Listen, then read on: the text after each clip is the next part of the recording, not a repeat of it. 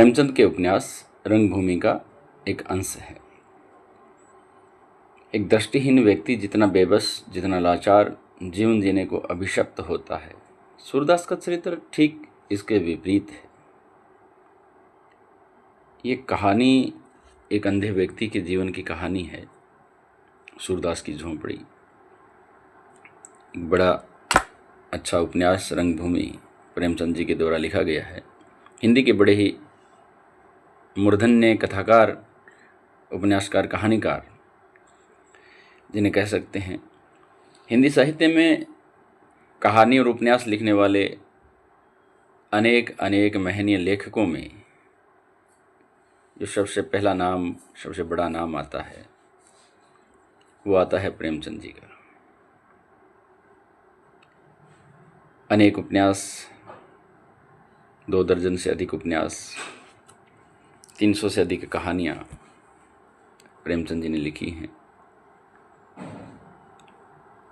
रंगभूमि उपन्यास में एक घटना आती है। सूरदास नाम का एक पात्र है, एक व्यक्ति है, अंधा है, और अंधे व्यक्ति की समस्याएं आप जानते हैं कि क्या क्या समस्याएं उनकी होती हैं।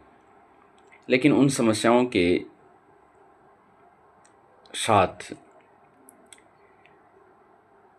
तो जीना ही है व्यक्ति को, लेकिन आसपास के जो मित्र बंधु है, गांव के लोग हैं, बाश मोहल्ले के लोग हैं, वो कितना परेशान उसे करते हैं, उस पीड़ा को इस कहानी में लिखा गया है। उस ईर्ष्या को दर्शाने का प्रयास इस रचना में किया गया है। इसमें भैरों है, जगदर है और एक सुभागी है। 3 पात्र हैं। और भी पात्र हैं, मुख्य पात्रों की बात कर रहा हूँ मैं, तो सूरदास तो मुख्य पात्र है ही।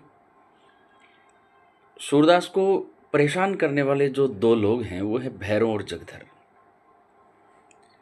और भैरों परेशान करता है, जगधर उसे भड़काता है, भड़काने का काम करता है। सूरदास ने जिंदगी भर में जो सपने संजोए थे, वो धन कमाया था, इकट्ठा किया था, वो धन चोरी हो जाता है और वो चोरी करने का काम भैरों करता है। झोंपड़ी में आग लगा देते हैं, उसके घर में आग लगा देते हैं, घर जलकर राख हो जाता है।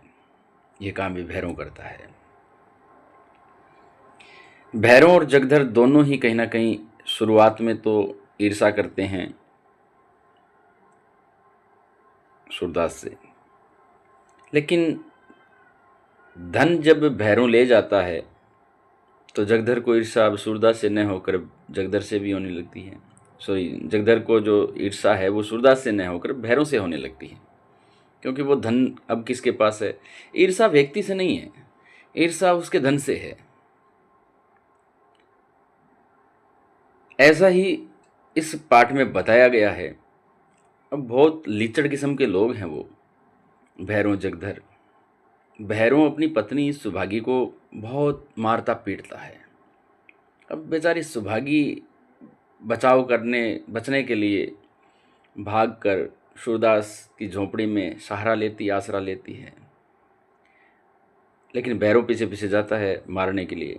सूरदास बीच बचाव करके मारने नहीं देता है, बचाने का प्रयास करता है। बस इसी बात को लेकर बास मोहल्ले में उसकी ईर्ष्या होती है और यहीं से वो कहानी शुरू होती है। हम पढ़ेंगे पूरा डिटेल में। ये तो एक सामान्य सी जानकारी थी पाठ के बारे में, पूरा डिटेल में पढ़ेंगे।